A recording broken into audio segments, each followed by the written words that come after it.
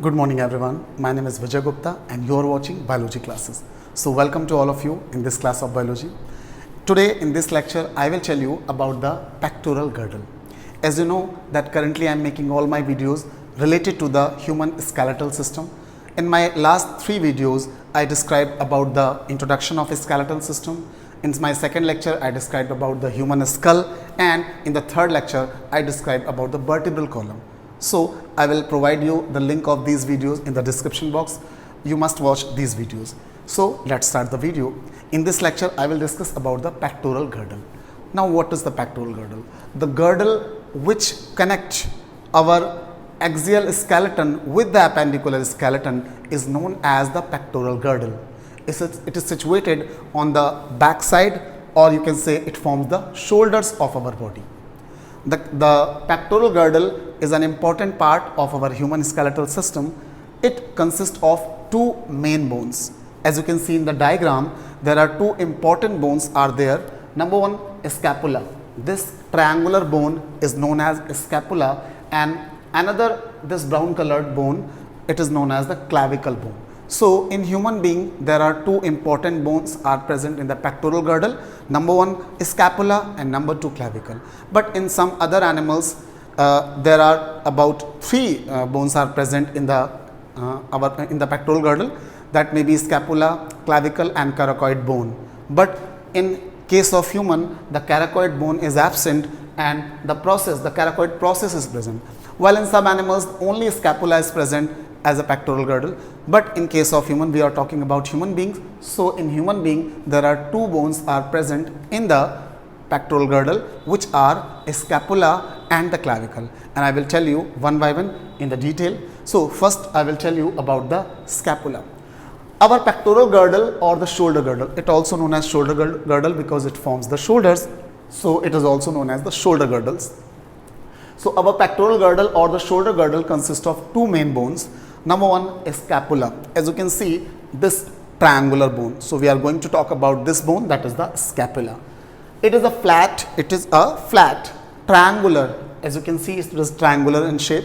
So it is a flat triangular bone or the shoulder blade, and it is also known as the shoulder blade because it forms the shoulder. It consists of 2 bony processes.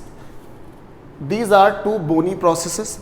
This small hook-like process is known as Caracoid process, while this process is known as Acromium process. So it consists of, the scapula consists of 2 bony processes. The first one is Acromium process and the second is small outgrowth is known as the Caracoid process. So Acromium process and the Caracoid process. Now Acromium process articulates with the clavicle. It is the important point.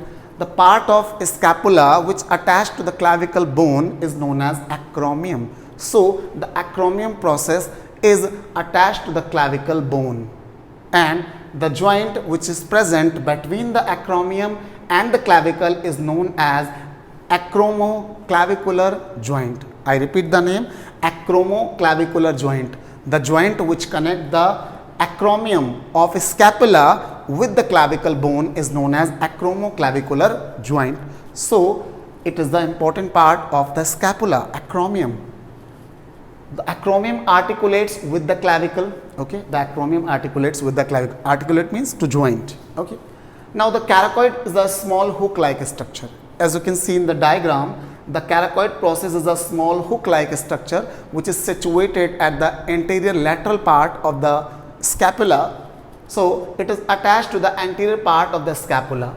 Okay, so it is attached to the anterior part of the scapula, upper part of the scapula. It together with the acromium, both the processes, both the bony structures, acromium process and the caracoid process together serves to stabilize the shoulder joint. As we know that these are our shoulder, and shoulders are formed with the help of pectoral girdle. Now this is the humerus bone of our hand, and it articulates with the scapula. So this joint is known as the shoulder joint, and this shoulder joint is established with the help of these 2 bony structures or bony processes known as the caracoid process and the acromium process. So it both means what? Caracoid process and the acromium process serves to stabilize the shoulder joint. Now there are some important another point that is missing due to lack of space, so I am telling you. There is an important cavity is present in the lateral side of the scapula, which is known as the glenoid cavity. Glenoid cavity is actually present in the lateral side and it attached to the bone of our hand, that is the humerus. So this is the bone of our hand, that is known as humerus.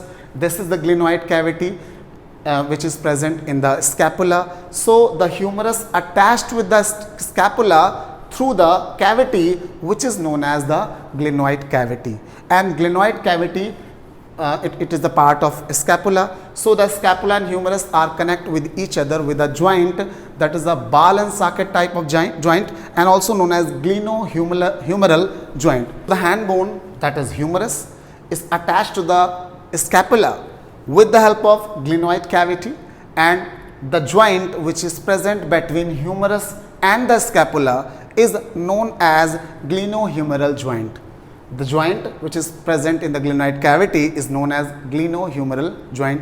Gleno means related to glenoid cavity, humeral related to the humerus. So both are attached with each other, and it's a type of ball and socket joint. Now what is the meaning of ball and socket joint? I will describe in my later videos when I will teach you about the joints of human body. So it is the important point that the scapula consists of a cavity known as glenoid cavity, and inside the glenoid cavity the head of humerus is fitted as a ball and socket joint. So it was all about the scapula. Now we will talk about the second bone, that is known as the clavicle bone. As you can see in the diagram, this is the clavicle bone. It is a long bone and it is horizontally situated. It is the only long bone present in the body, in the human body, which is horizontally situated. And this bone connects the scapula with the sternum. As you can see in this diagram, these are the scapula. There are scapula, and this is the clavicle bone, clavicle, scapula. And both the clavicle connects the scapula to the sternum. This bone is known as a sternum, as we know that in our ribs cage or in our thorax there is the central bone that is known as the sternum. So both the clavicles are connected with the sternum. So this is the clavicle bone and it connects the scapula with the sternum. Now there are two important joints are present in the clavicle. This joint which connect the scapula with the clavicle bone is known as Achromoclavicular Joint. Achromoclavicular Joint. Acromo means this, clavicular means this. So Achromoclavicular Joint, the joint which connect the scapula, which connect the acromion of scapula with the clavicle bone is known as Achromoclavicular Joint. While the next joint through which the clavicle bone is attached to the thorax or attached to the sternum, that is known as sternoclavicular joint. This joint is known as sternoclavicular joint, through which both the clavicles are attached with the sternum, and the joint is known as sternoclavicular joint. So this is the sternoclavicular joint. Fine. Now I will tell you in the theory. The clavicle is an elongated S-shaped bone. As you can see in the diagram, it is an elongated and S-shaped bone. It is slightly looks like the S. So it is the S-shaped bone. It extends between sternum and the acromion of the scapula. It extends between the sternum and the acromion of the scapula. So it is the acromion of the scapula, and here sternum is situated. So it extends between the acromion process of scapula and the sternum of the thorax. Now the joint of clavicle and acromion of scapula is known as Achromoclavicular joint. As I told you before, the joint which is present between acromion of scapula and clavicle bone is known as Achromoclavicular joint.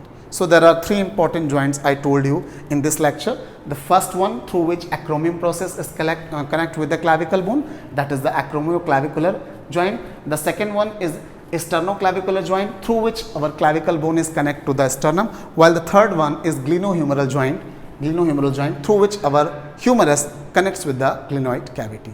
So it was all about the structure of clavicle bone. Now I will tell you about the functions of pectoral girdle. There are some important functions performed by the pectoral girdle. So let's start. Number one, it supports the upper limb. as we know that our hands are the upper limbs. These are the upper limbs, and both upper limbs are attached to our skeletal system with the help of this pectoral girdle. Without pectoral girdle, our hands are functionless. So the very important function of pectoral girdle is to support the upper limbs, to connect the upper limbs with the skeletal system. Now the second one is attachment for muscles. It also provides space to attach the muscles. All the muscles of the shoulders are attached with the skeletal or attached with the skeletal with the help of our pectoral girdle. So it provides attachment for the muscles. Now next it forms the shoulder. Obviously it forms the shoulder part of our body. Now the next is clavicle attach the axial skeleton and to the appendicular skeleton. As we know that our skeletal system is divided into two main parts. The central part or the axial part is known as axial skeleton, which consists of our skull, our vertebral column, our rib cage, thorax, while the second one is appendicular skeleton, as I described in my lecture number 1.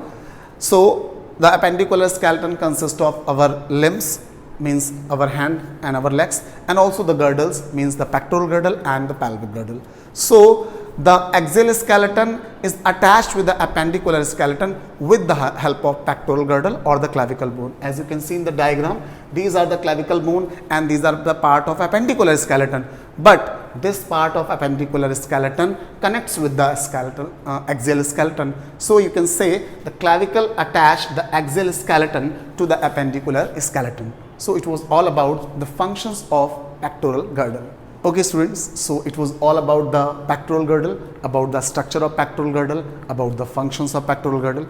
I think all the things are very clear to you. Still, if you want to ask any question, then you may ask in the comment section, and also need your valuable feedback in the comment section. Please tell me about the video, about your feedback, and also tell me on which topic you need my next video. So thanks for watching. Have a good day.